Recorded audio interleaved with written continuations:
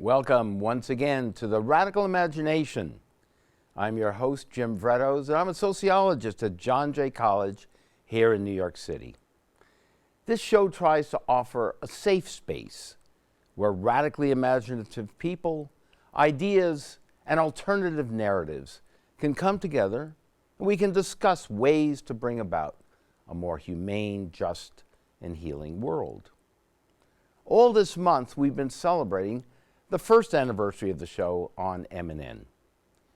It's a wonderful stroke of luck, karma, grace, tikkun, whatever you want to call it, that one of the major influences for me, this show, and millions of others around the world is able to be with us today to help us celebrate. He offers his unique vision of alternative medicine, health, and naturopathy. He brings us a powerful voice for a transformative politics and economy that can help us heal a deeply damaged natural world with all its awe-inspiring creatures and species that Mother Earth has so lovingly created. He's also a deeply committed researcher rooted in the finest scientific traditions of data-driven discipline to help us understand and solve our human-made and multi-causal problems.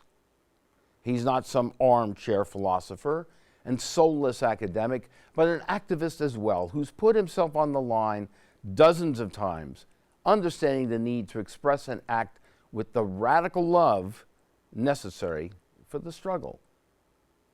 On top of that, he's the host of the nation's longest-running public radio health talk show.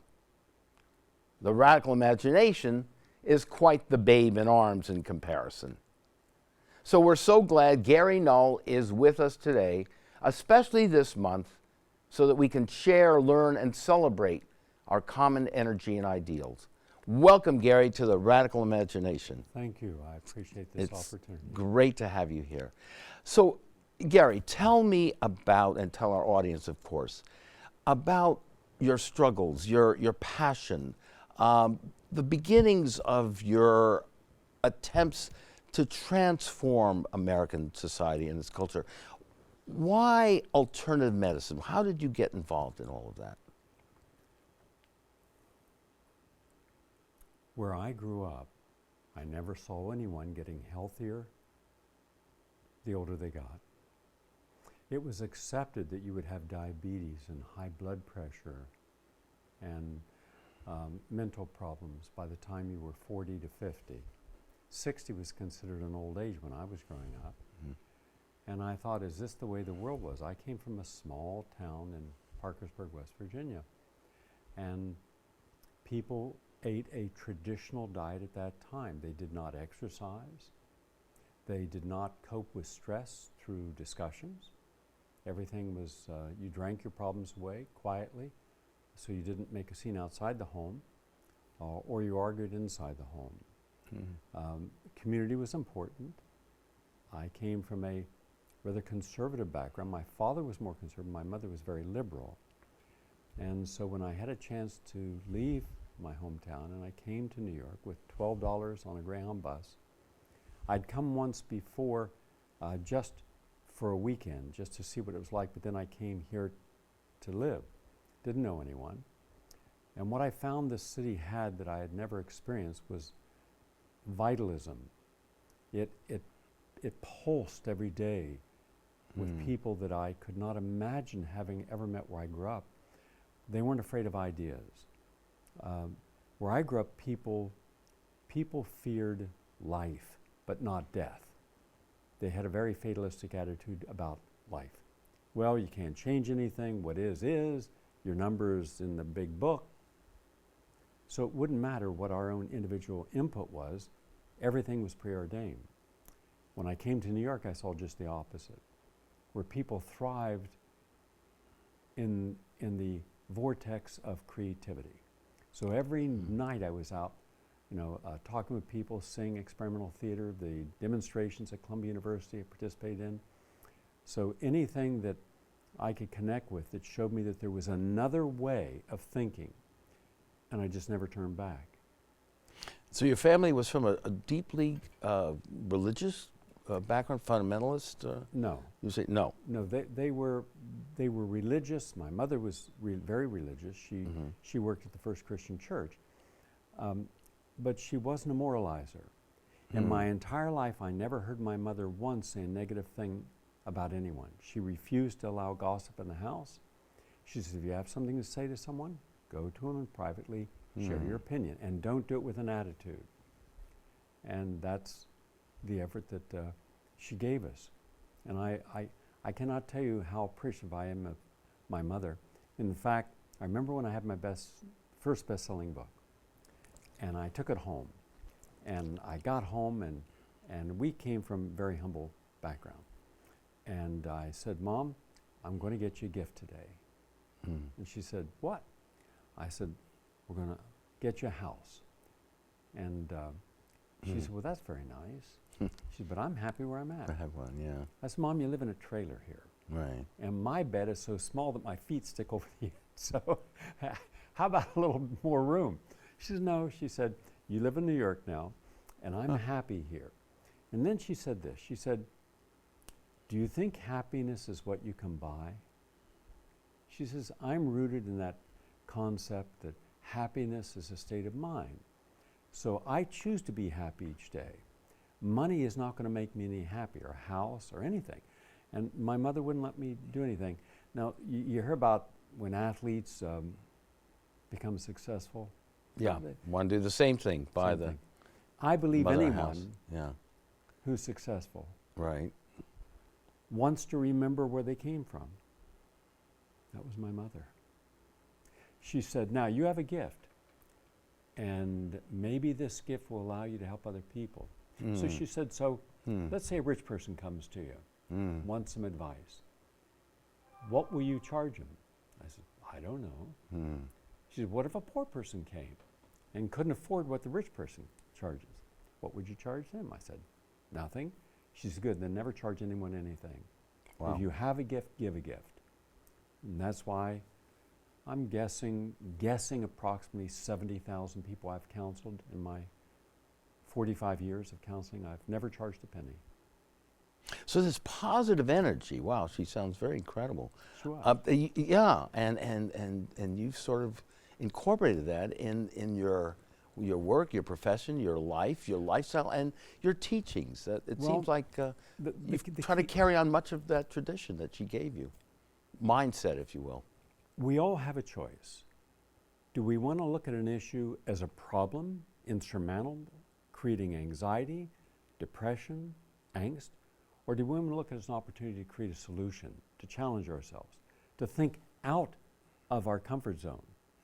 Now, for example, if all of dietetic science, and all of dietetic science, every textbook, I'm a registered dietitian also, as well as being a PhD in human nutrition and public health science and a professor. So I was taught in the orthodoxy of my education that only animal proteins are complete, meaning the 8 essential amino acids, 9 if you're pregnant, you can't get them except through animal proteins. Hence the idea that we should have meat 3 times a day, dairy 3 times a day. The other foods were less important, and fruits and vegetables were kind of way back. And so I thought when I was in dietetic school, what about the people in South America that primarily eat rice and beans?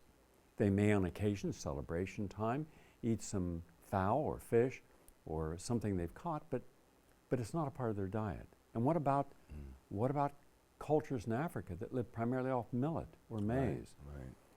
So something's wrong in the equation. I didn't know what it was. Or the choices we were making. We weren't making choices. We were given choices to make. Okay. Remember, Americans don't choose for themselves. Everything is selected from which you then make your choice. So we have limited choices based on the choices of those powerful interests. So that's where you begin to expand your work into a much more political arena, right? Or my work is never political. It is Tell me why not. It is always philosophical. Okay, what's the distinction? Well, the distinction is because I'm not looking at an ideology as for my truth. Okay. I'm looking at a spiritual equation for my truth. is something moral? Is it just? Is it right? Okay. Is it honoring the human spirit? Right. Is it honoring other tribes, other nations, other genders, other positions? Because if I can't honor you and let you share what you have, before I make a judgment on you, if my judgment comes first, then what is it can I learn from you? That's your mother again. How can I share from you? Yeah. I've already excluded you. You're the other.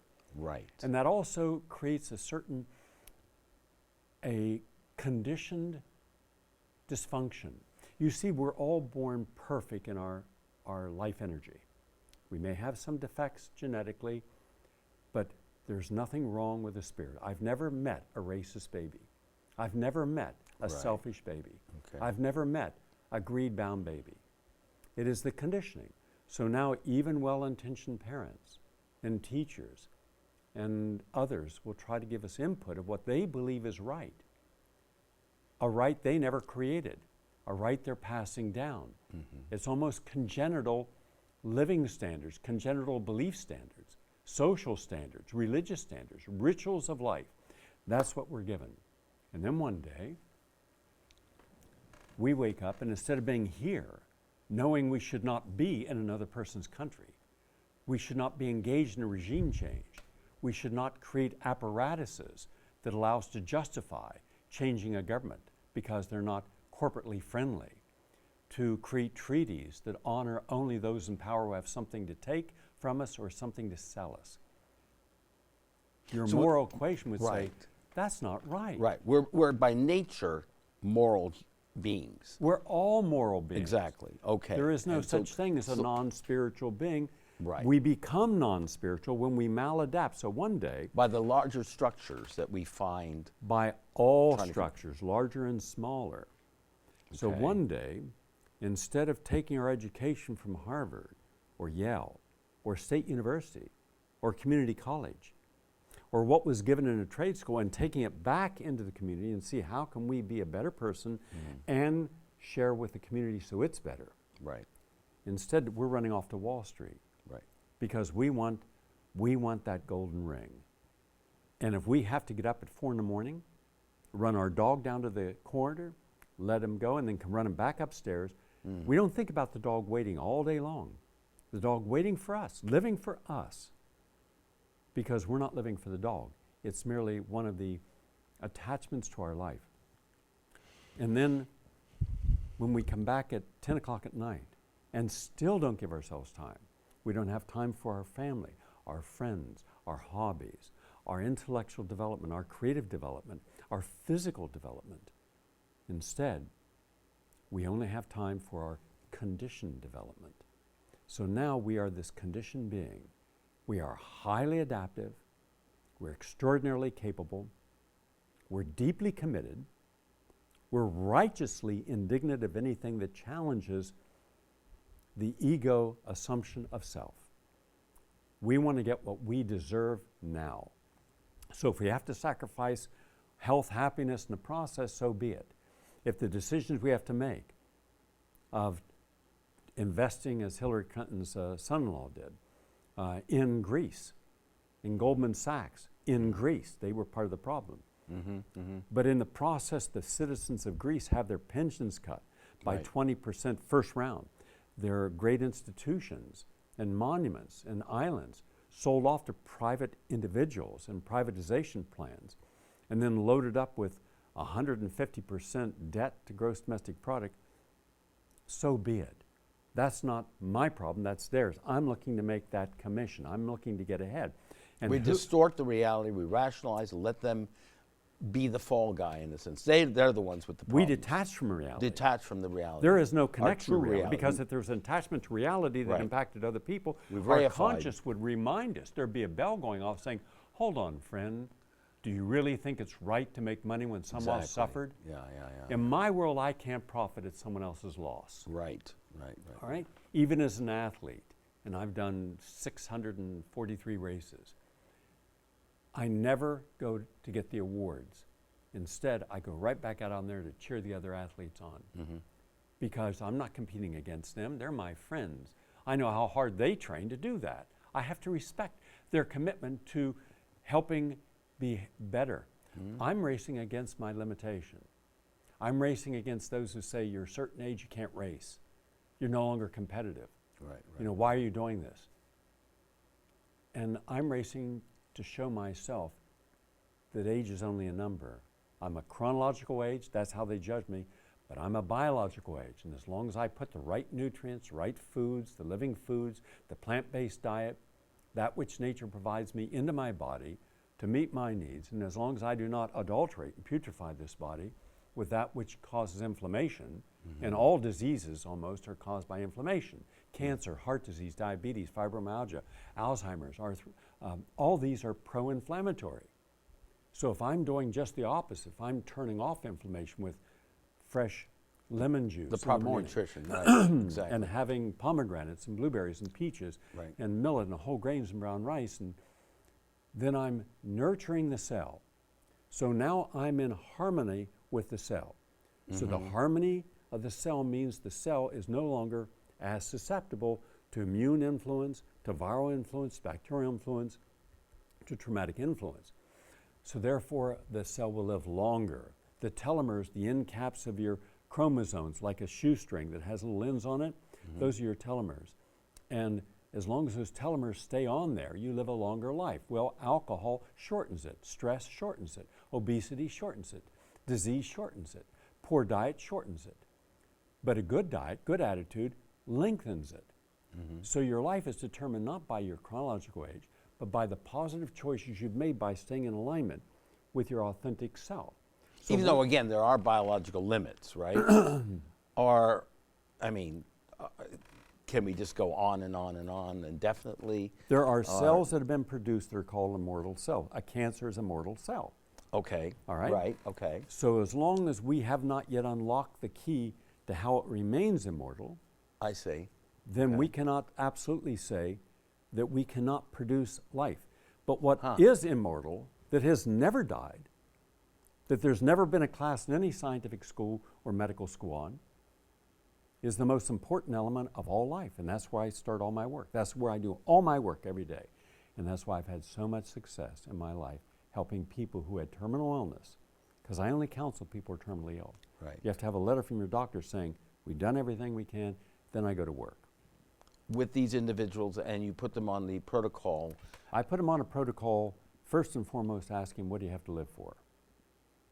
So it's a mind, it's again, make the choices. It begins by asking him, you're way over here. I see. You got to come back to here. Right. Now we can get okay. you back there. If you're willing and if you know. But they have to have, my job is to encourage people to believe in themselves. Yeah, I see. To have something to live for. And if you go into any hospice, any near-death place, one of the last things people say before they pass is, I wished I would have lived my own life. Now, what does that mean? It means that people have mastered at a high level a life that was not their own choosing, but one that they accepted. So not to disappoint those who told them, do this, do that, do the other. And the irony, of course, is that they are desperately frustrated and disappointed by doing that. They're not disappointed by the process. They're disappointed by the goals. You see, we only understand the quality of our choices when we've reached our destinations. Only then do we realize, gee whiz, I did all this work. For what? Now I'm here, and as Gertrude Stein knows, there's no there there. Yeah. So there's this big void, and we're told that the universe abhors a void, so we try to fill that void. And if you go back to the Iliad, you go back to Homer, then through Socrates, or Eurydice, Aristotle, you see that people value the quality of their life, but what they fill the void with. And I say it's all misspent energy. There is no void, so don't try to put something in your life to justify it, rationalize it. Rather, simply honor life as you have it, and therefore you can have an austere mind. Happiness is where you're at. Joy is what you can feel and share with other people. You're in harmony then.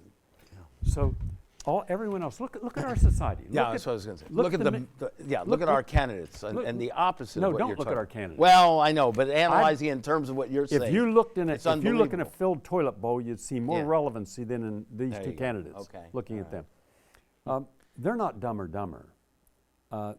They, in my opinion, are classical narcissists. One will show it publicly, the other shows it privately for the disdain of anyone who's not as successful. But these manifest the signs of sociopathic behavior. And we are the problem, not them. They are so obvious. Most politicians are so obvious in the need for power. So anyone who needs power from you, that is the last person you should ever entrust the power. If we want to give our power, then we should only give it to those people who do not want it, refrain from taking it, who feel abject resentment at the idea that we're not willing to make choices, informed choices, and living through an intentional neglect of all that is authentic. When was the last time we even considered a Gandhi or Martin Luther King? Martin Luther King, yeah. Or William Barber today. I don't know if when? you're familiar with his work and movement. Look at George Bush. Right, exactly. Look at Bill Clinton. Even after we found out that he had was serial offender sexually, they Didn't make much reelected difference, right. because they connected with his personality. And the moral constipation of a culture now that has supported and feeds into this. Well, you first have to be able to understand the consequences. To get into some of the your reference there to the filled toilet bowl. And so go back to something you said earlier. Okay. What is the one thing that cannot die? Well, the soul, the spirit. But there is nothing written in science about the soul or the spirit, nor life energy. Now, right now, about every 8 seconds, your eyes are blinking. Everyone's are. Okay. That's to create tear ducts so your eyes don't chafe. You're creating about 2.5 quarts of saliva from the 2 little holes under your tongue, tylen and amylase, the enzymes that digest Wait, starch. you said 2.5 quarts Yes, in a period of 24 hours. oh 24. Okay, all right. Because every It's time amazing, every yeah. time you eat, the only way that food Okay. goes down your throat is first it has to Right. be insalivated. Okay. It goes from a mass of food to what is called bolus, something that is mechanically churned, but also it is chemically altered, taking your enzymes, complex sugars, your polysaccharides, into simple sugars, your monosaccharides and disaccharides. And then it is mechanically brought into the stomach where enzymes, amylase, protease, try to break it down and to simpler and simpler compounds. Hydrochloric acid helps do that. But if you ate chicken, the stomach would digest it differently than if you ate string beans. If you ate brown rice, it would digest differently than if you ate tofu. How does it know to do that? How does it know that if you're eating fat in a meal, let's say you're having a cheeseburger, right? Hamburger is the meat, the cheese on it, and a bun. You've got refined carbohydrate, Right. browned acrylamides, that's a carcinogen. The meat, way too much protein, and also adulterated protein filled with bacteria. And then, and also heterocyclic amines, because they eat meat so you can not be harmed by its bacteria, you have to heat it. Yeah, And the yeah, heating yeah, creates a that's- carcinogen. Then you have the cheese, very, very allergenic, creating excess mucus. Now, the moment that goes into in your mouth, not your stomach, your intestine starts to slow down. You have a gallbladder releasing bile to help break down that fat in the intestine. How does it know to do that? How does it know? How does it know that you're eating a meal in a very expensive, nice restaurant? And you're looking at the food, and you're thinking, well, this ought to be clean. It's a nice restaurant. It's an expensive meal. And you get home and suddenly you get diarrhea. Now, that food did not have a chance to digest and get into the intestine yet. And yet, the body knows that there's a microorganism, some form of pathogen, parasite, bacterium, virus. It has already monitored that and is now doing what it can. It is flushing it out of the body. That's diarrhea. You've abused something that was also was very naturally pure, and it's attempting to adapt for the stupidity of eating this meal. It's a or known, the choice that it's you a make. known pathogen, even though we didn't know it. The body did. My Yes, point, right, Jim, right, is right. that we have anywhere from 45 to 100 trillion biochemical processes going off every millisecond in our body. And they're working in perfect harmony unless we do things constantly to create disharmony. But even when we do things that are wrong, the body doesn't punish us. The body tries to protect us. Right, okay. What possible energy could exist that works in perfect harmony every second of your life, trying to help you, protect you, heal you, even when you're acting irresponsible towards it? That's the life energy. That's the life energy. And the only thing that's missing when you're dead is your energy. Now, we know from the simple basics of physics, you can either create energy, nor can you destroy energy. You can alter energy. If you have water in a turbine, you can create hydroelectric. If you have the sun in a solar panel, you can create solar panel. If you have the wind in a turbine, you can create wind power. If you have a wave and a turbine, you can create wave power. If you have heat and water, you can create water, heat, which is thermodynamic energy. But you had to have energy to begin with. Right.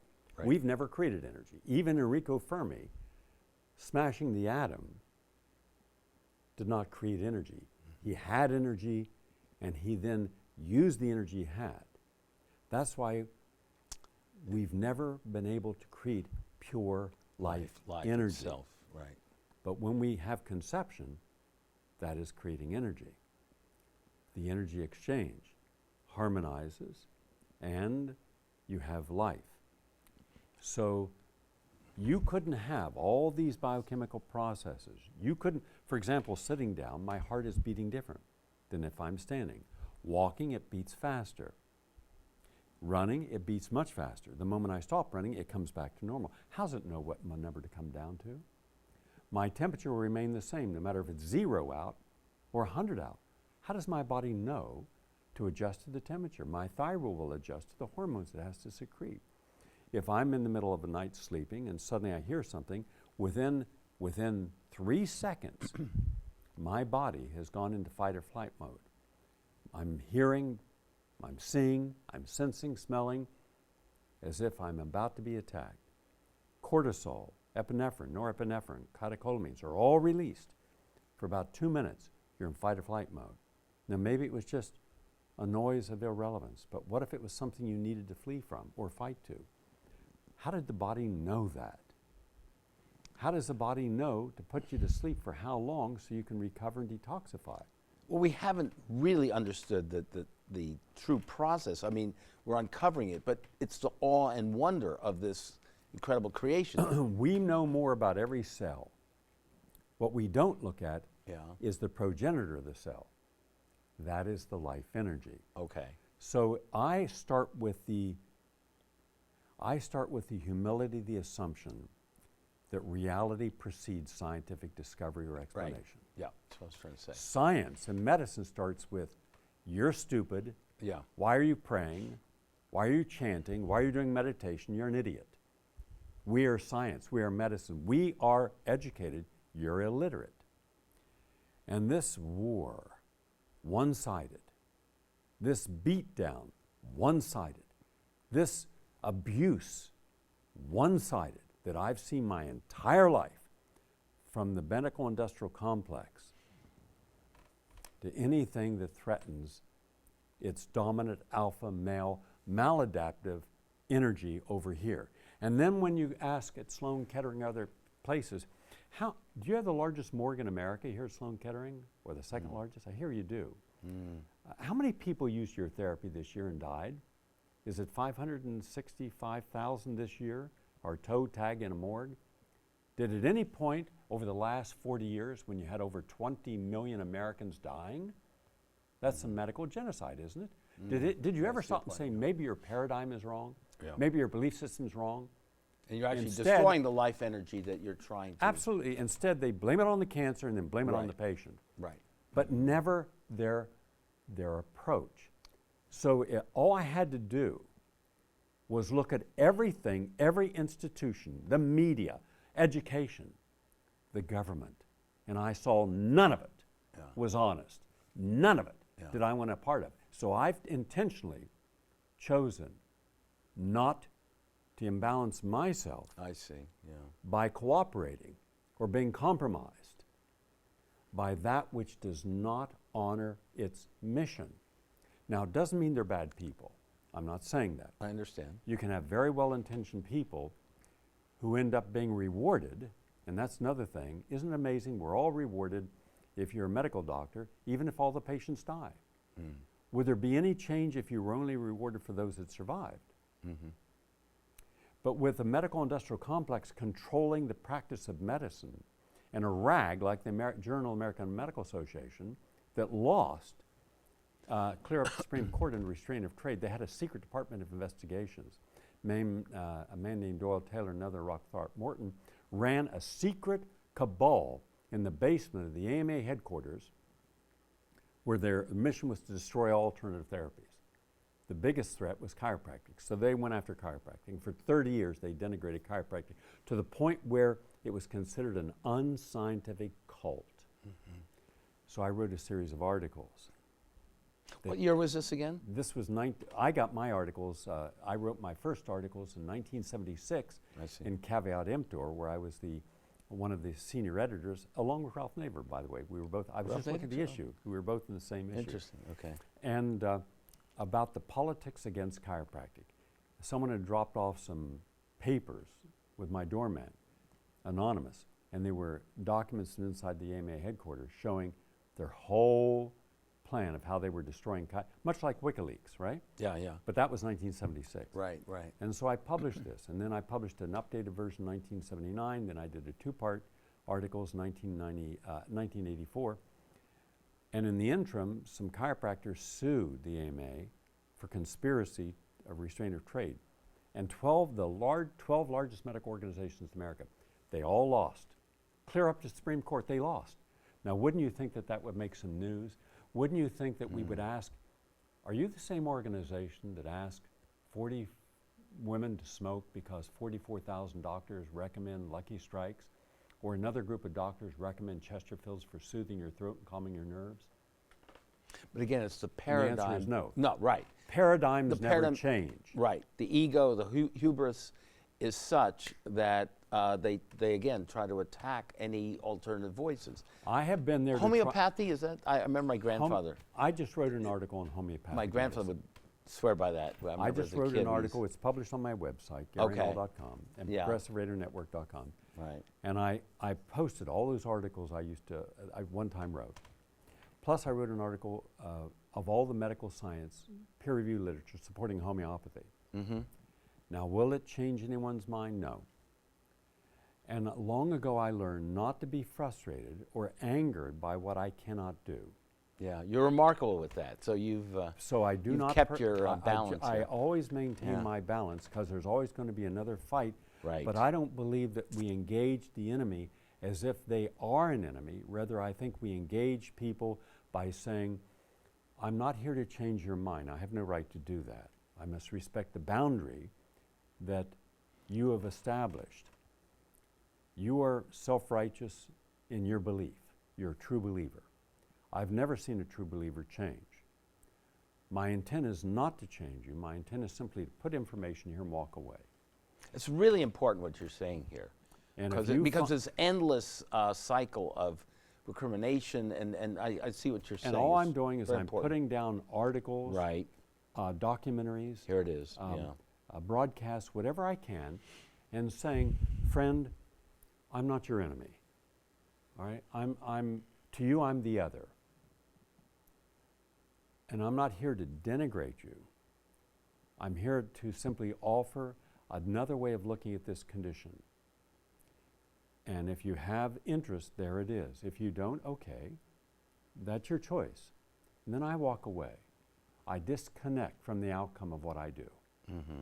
And that way, I'm always in the flow of the moment, doing the best that I can, wherever I can, to help.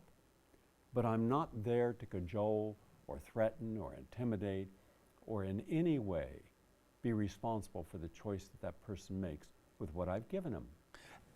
To jump a a little bit in terms of relationships too. This operates in intimate relationships with larger political movements, economic attempts to transform. I don't belong to any political movement. Oh, I don't belong to anything. We've had Jill Stein. I don't belong to the Green Party. They wanted me to run for. They met with me and they wanted me to run at one time for Chuck Schumer's seat. And I said no.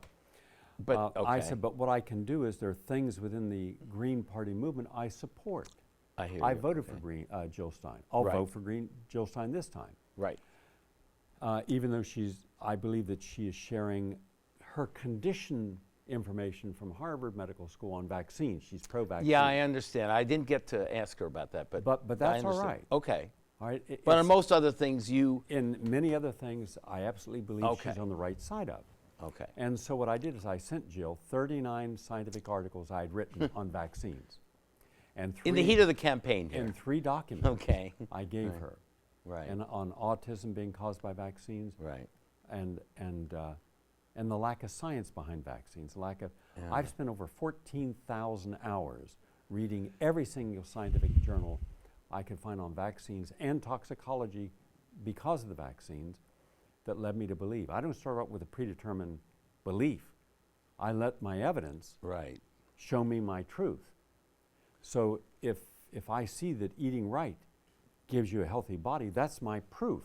That's my truth, and that way, when I get to a destination, when I get to be 30 or 40 or 50 or 60 or 70, and I turn around, then I see, now I know that the choices I made were the correct choices because I'm at my destinations. And each destination has allowed me to be younger and healthier and happier. And even though those who oppose you are unwilling to or unable to understand that, you again, even, for example, the Tribeca Film Festival, where the film discussing all of this was rejected. Vax. Vax. So all you can do is, here it is, people, take it or leave it. Well, look at it this way. Or what else?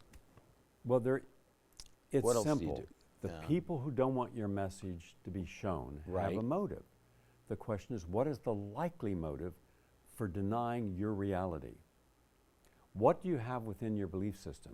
You personally, the group that is with you, other people support you, like homeopathy, why would they be threatened by that? Mm-hmm. So you have to look at the underlying motive. At least that allows you to understand what you're likely to meet in the future and what you can do in this moment. Then the idea is, fine, let them have their beliefs. They have a right to those beliefs. All right, we all should have a right to our beliefs, and we shouldn't reject someone merely because we have a different belief system. I disagree with their position, but I hold no animus towards any of them. But they hold animus toward hateful, at times, not just you, of course, but these alternative visions that might challenge them. Well, of course then they what? do. Of course. Of course. And how many of those takes form of violence. But how many of those troll postings against me, how many of the things written about me do you think I've read? None. I was because I have a choice. I can put my energy into doing something that creates a solution and helps people, or I can defend myself. Yeah. The game is when you're trying to defend yourself against people that no matter what you do will not accept you, and you've just wasted all that time and energy. And also we now know through the science of epigenetics, which was really coined by Dr. Bruce Lipton, a molecular biologist back in the mid-1980s at Stanford University, and he took the DNA out of a cell. In effect, he removed the gene, and yet it still continued to function. That's like taking an engine out of a car and it still runs. Your brain out of your skull and you can still think. How's that possible? And it was only later through a study of quantum physics and spirituality did he come up with an answer. We are part of EPA, larger environment, genetics. Therefore, everything that happens in our field of energy from before we were born till this moment becomes a part of us. So by every 10 years, you have about another 100 million different energy patterns laid into your DNA. So the thought of the new agey people, think only positive waves of energy and you'll get whatever you want. It doesn't work that way. Okay. What happens is We have our opposite present every millisecond of our life. The opposite? That's what. Everything that you despise is within you. Okay. Everything you hate is within you. Okay. Everything you're reviled by is in you. Why don't you then become those things? Because you have chosen in that 3 or 4% of consciousness each day, because most people are almost always thinking, acting through their subconscious. And because it's their subconscious, they're not aware it's a conditioned response. The ego, conditioned response. Defensiveness, conditioned response. Whereas consciousness, you're allowing yourself to see, be present in that moment, to see whether or not what is being said is reasonable or unreasonable, whether it is productive or non-productive, whether it's creative or destructive, in that moment. But most people never get very much time in that moment. We have over 55,000 different thoughts per day, and most of those are conditioned responses from our past. So today,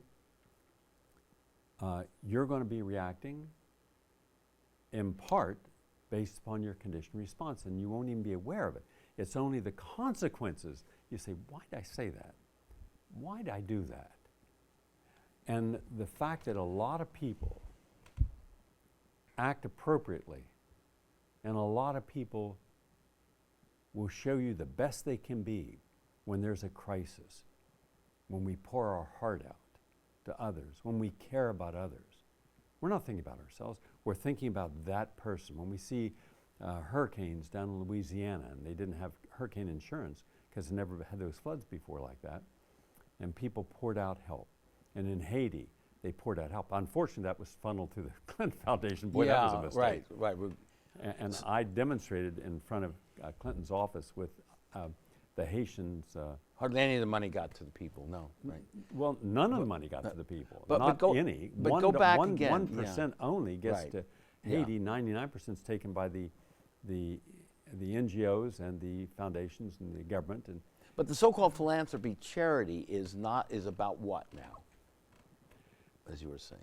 I believe that our sense of empathy, right, of wanting to see that which is wrong righted, is not just about the person that is struggling, but also about righting the injustice. And that's hardwired into us. And that is a part of us that we've all had from our parents, our grandparents. And it's going back to some of those old values that we had forgotten.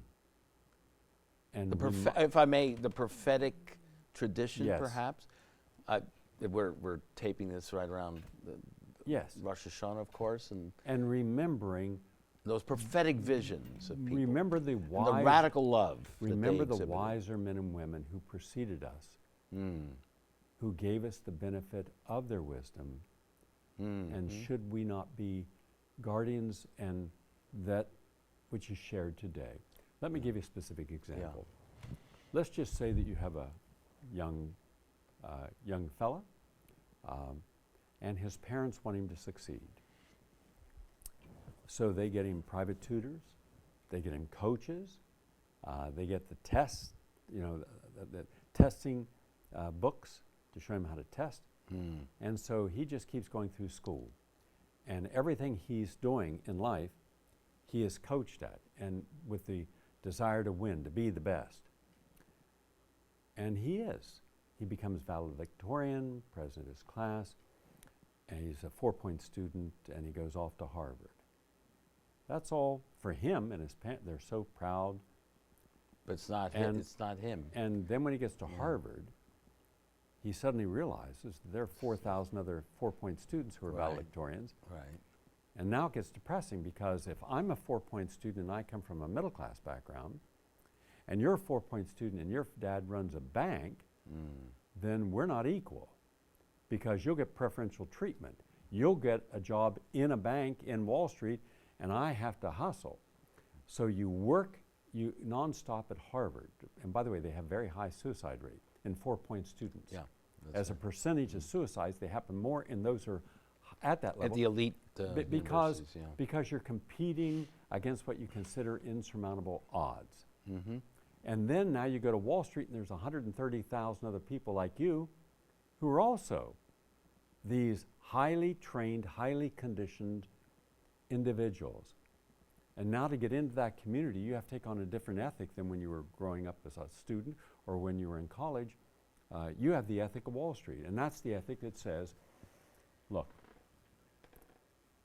there's certain rules down here. You can use all the cocaine you want because we consider it a natural energy enhancer. It allows us to do our work. That's fine. And you want to be able to get in the best restaurants. Now, the food is not good. The service is terrible. But we've deemed certain famous people who eat in those restaurants as important. So we want to get a table close to them. And that costs a lot of money. And that means you're going to have to do more sales. And now when you go to the Hamptons and be around people you didn't like to be around in the city, now you're around them exclusively in the Hamptons. And so now you got to... Can't get away from them. Can't get away from that sick system. Now, mind you, they're inbred into the society, the social network. And your choices the are class limited. structure becomes a codicil. So now you're out in the Hamptons, and you know you're really a failure if you're going to be one of those 35 people renting a share. You have to be like, see Mark over there? See that guy? Okay, Mark rented his own house. Now, there's 5 levels. You can rent a house for $35,000, which is a dumpy house no one's going to. Or you can rent a $500,000 house that everybody wants to go to your party. So Mark is renting the $500,000 house. He's got a seat beside very famous people that will never speak to him, but he's got a seat near them so he can brag about it. His clothes are tailor-made. Yours are not. And it never stops. What Robert Merton, the sociologist, calls the insatiability of this. And then and we're a void. And 3 years later, you have no real friends. Right. You're working towards what's supposed to be purchasable, happiness. And your success is deemed how much you can consume. So now you are a consumption addict. And eating unhealthy food. Well, but they will burn it off because part of is the style. You have to look right. And at the end of the day, so the fancy aerobic all the ways you have done insider trading, yeah, I see. Okay. You have bankrupted a nation, and yet you're going to be bailed out. You'll get $16 trillion from the American public. You'll get quantitative easing every month at $89 billion. You'll get $700 billion initially. Goldman Sachs got $874 billion. Citigroup got over $2.2 trillion. And we only know this because of an audit that was requested by Bernie Sanders and Ron Paul. We wouldn't have known all this. Right. And yet all those tens of thousands of people who are all part of the matrix, you see, they're not taking the red pill, they're taking no pill. They control the system. They've made us believe that we need Wall Street, we need the banking system, we need the hedge funds, we need the equity partnerships, we need a quantitative easing, we need zero interest, we need derivatives, credit default swaps, the trenching of mortgages. We need that.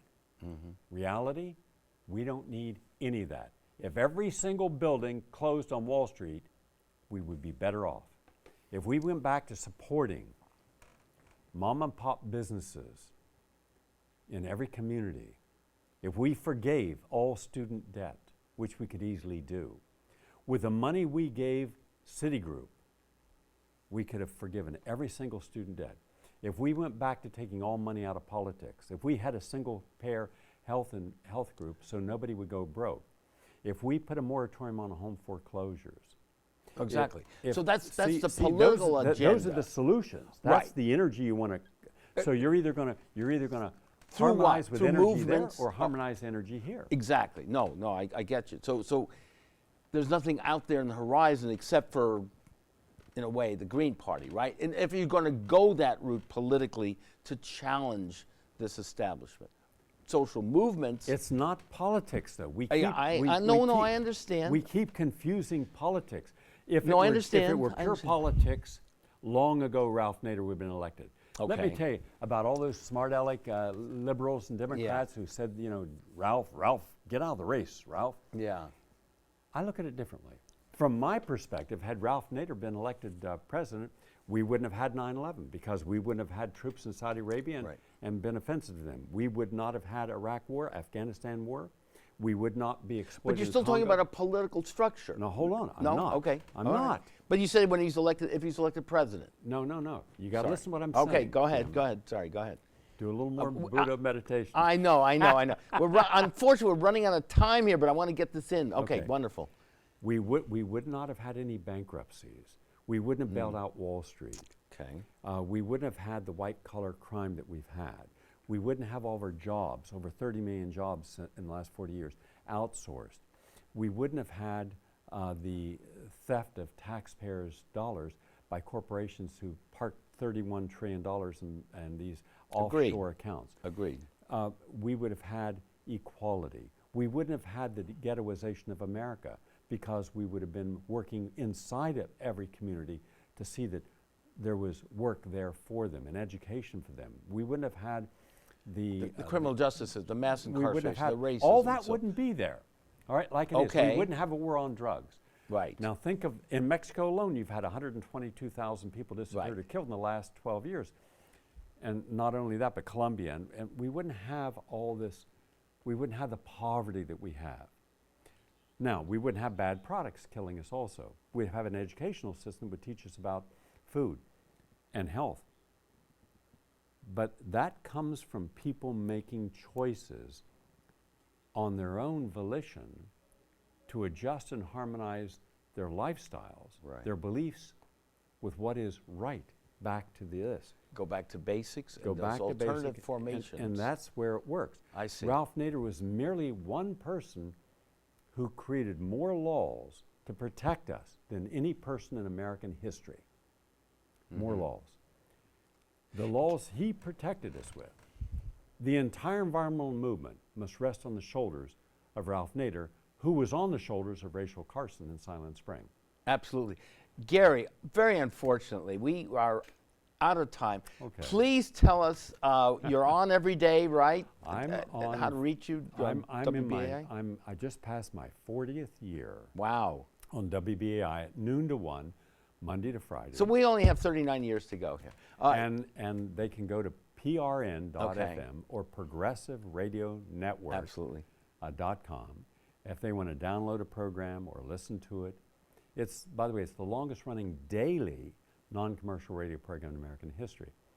And it's a privilege to be able to serve the communities that I do. It's a privilege that you're here, Gary. Thank you so much. You've given us so much of yourself and of your mother's wise humanity, and we thank you so very much. And we've got to have you back. We just turned, tried to get to the tip of the mountain here. We've got a long ways to go to understand the tremendous work. And I also want to commend the Manhattan Neighborhood Network. Absolutely. Because they do good work. They really, really so do. My kudos to you, all the people associated with this network, and the people that realize what an asset you have provided. Gary, thank you so very, very much for being here. It was an absolute pleasure. See you again next week. This is Jim Vrettos on The Radical Imagination.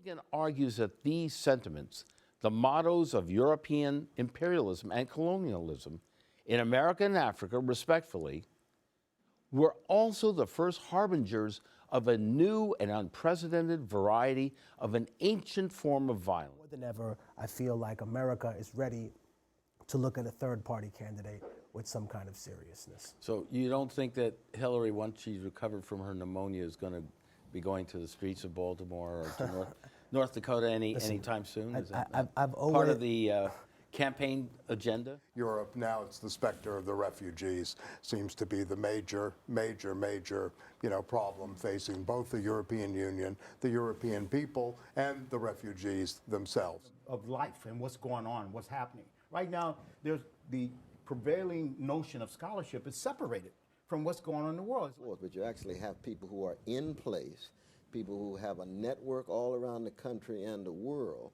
who not just have a critique of capitalism, but have some alternative vision of it. And one of the reasons I spend as much time as I do with Brother Carl Dix, who I have great love and respect for, is that I can discern his love for the people. You can see I'm a revolutionary Christian, and so I'm very old school. You know, if you don't really have a deep love for Jamal, Letitia, and Juan and Juanita, then I don't want to really hear your analysis too much. I want to know what you're going to sacrifice.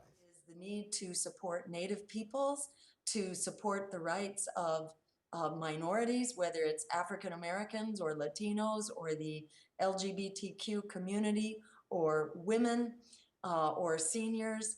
You know, we are a society of human rights. That prisons were set up and currently are for-profit industries, right? The private prison industrial complex has created a revenue for corporations to get their products made in prisons and pay individuals who are incarcerated minimum 23 cents a day. Show of the Radical Imagination. I am so happy to have had you here.